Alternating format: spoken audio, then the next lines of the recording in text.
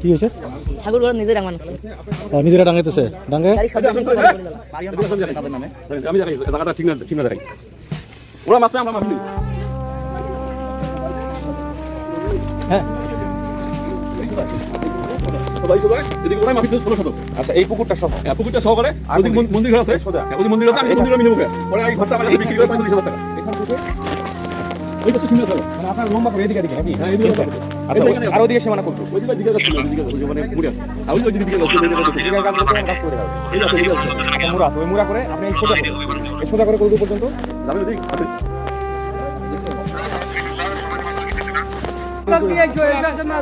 এই যে মাছগুলা মারা গেছে পুকুরের এইভাবে ছোট বড় বিভিন্ন মাছগুলা মারা গেছে। ওই থেকে মাছ আর মাছ তো মাঝখানে সব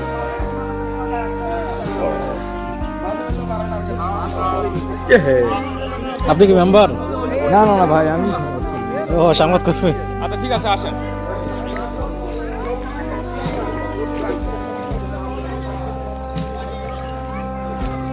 এগুলো হলো মাছ।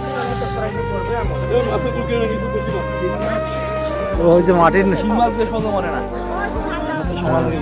অভিযোগ হলো শত্রুতার জেরে তার পুকুরে বিষ প্রয়োগ করে মাছ মারা হয়েছে।